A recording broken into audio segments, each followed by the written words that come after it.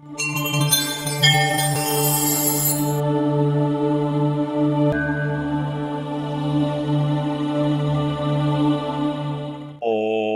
అస్మద్గురుభ్యో నమః. వేదమంత్ర ప్రేక్షకులందరికీ స్వాగతం.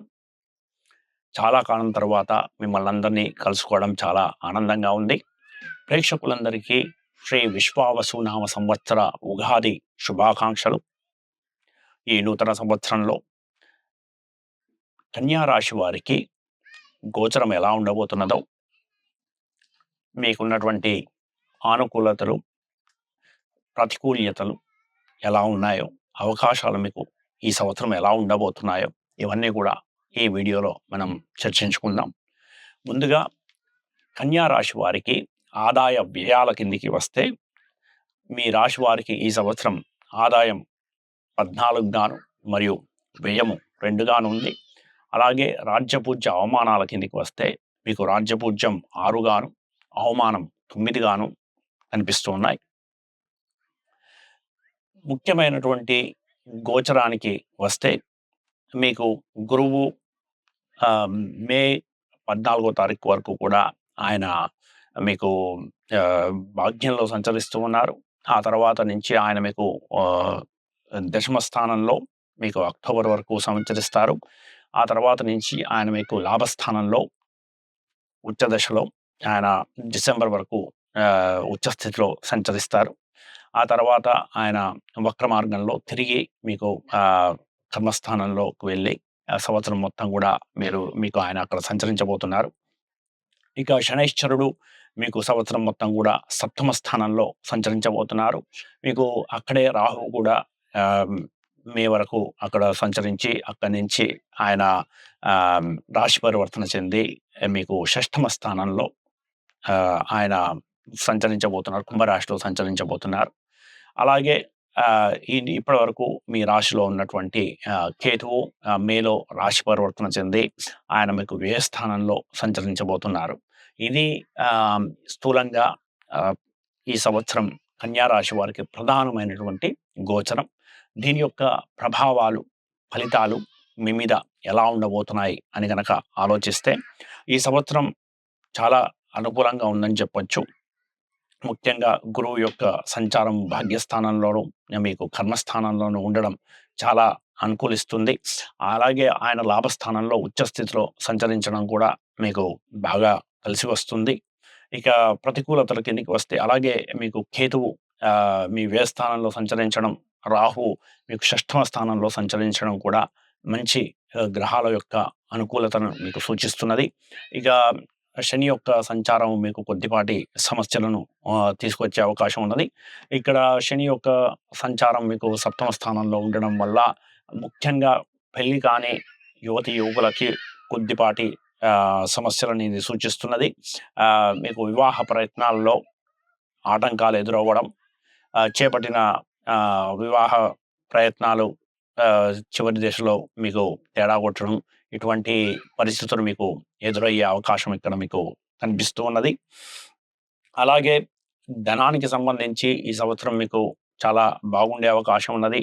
ముఖ్యంగా భూమి మీద, బంగారం మీద మీరు పెట్టిన పెట్టుబడులలో మీకు మంచి లాభాలు వచ్చే అవకాశం ఈ సంవత్సరం సూచిస్తున్నది. మీకు స్థిరమైనటువంటి ఆదాయం ఈ సంవత్సరం మొత్తం మీద కన్యా రాశి వారికి ఉండే అవకాశాలు ఉన్నాయి. ఇక భార్యాభర్తల మధ్య జీవితంలో కొద్దిగా సంసార జీవితంలో కొంచెం నిస్సత్వ ఇలాంటివి ఉండే అవకాశం ఉన్నది. కాబట్టి ఆ విషయంలో దంపతులు కొద్దిపాటి జాగ్రత్తలు మీరు తీసుకోవాల్సిన అవసరం ఉన్నది. ఇక రాహు యొక్క సంచారం వల్ల మీకు చక్కగా శత్రు విజయము, మీకు ఎంతమంది శత్రువులు ఎదురైనప్పటికీ కూడా మీకు అవమానం 9గా కనిపిస్తున్నది.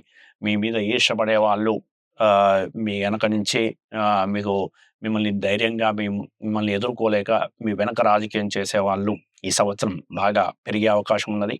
అయినప్పటికీ కూడా మీకున్నటువంటి గ్రహ సంచారం వల్ల వారందరినీ సమర్థంగా ఎదుర్కొని వారి కుతంత్రాలను, కుయుక్తులను మీరు భగ్నం చేసి మీరు మంచి కీర్తి ప్రతిష్టలు ఈ సంవత్సరం మీకు పొందే అవకాశం ఉన్నది. ధనం నిల్వ చేయడంలో కూడా, సేవింగ్స్‌లో కూడా ఈ సంవత్సరం మీకు మంచి అనుకూలతలు కనిపిస్తున్నాయి. అలాగే ఇక్కడ రాహు యొక్క సంచారం వల్ల ఒకవేళ మీరు అప్పుల కోసం గనక ప్రయత్నిస్తూ ఉంటే మీకు మీ చేతికి అందే అవకాశం, లోన్స్‌కి ఏమైనా ట్రై చేస్తుంటే లోన్స్ మీకు అప్రూవ్ అయ్యి మీరు కావాల్సిన ధనం మీ చేతికి వచ్చే అవకాశం బాగా కనిపిస్తున్నది. అలాగే ఆరోగ్యం కూడా బాగా మెరుగుపడే అవకాశం ఉన్నది. అయితే ఎవరికైనా కానీ మీ వ్యక్తిగత జాతకంలో శని సంచారం కానీ, రాహుకేతుల సంచారం వాళ్ళ దశలు గాని మీకు అనుకూలం లేకపోతే అప్పుడు ఆరోగ్య విషయంలో మీకు కొద్దిపాటి జాగ్రత్తలు అవసరమవుతాయి. మీరు ఆపరేషన్స్ ఇట్లాంటివి అవసరం పడే అవకాశాలుంటాయి. అలాగే శత్రువుల పీడ మీకు అధికమయ్యే అవకాశం ఉంటుంది. ఈ విషయాల్లో మీరు ఇట్లాంటివేమన్నా మీకు వ్యతిరేక ఫలితాలు వస్తే రాహుకి, కేతువుకి సంబంధించినటువంటి పరిహారాలు, శనికి సంబంధించినటువంటి పరిహారాలు చేయించుకోవడం వల్ల మీకు ఈ వ్యతిరేక ఫలితాలను మీరు వీలైనంత వరకు తగ్గించుకోగలుగుతారు. ఇక విద్యార్థులకు సామాన్యంగా ఉంటుంది. కొన్ని సమయాల్లో మీకు అనుకూలంగా ఉన్నప్పటికీ కొన్ని సమయాల్లో మీకు ప్రతికూలమైనటువంటి ఫలితాలు కూడా వచ్చే అవకాశం ఉన్నది. కాబట్టి విద్యార్థులు ఈ విషయంలో మీకు జాగ్రత్త వహించాలి.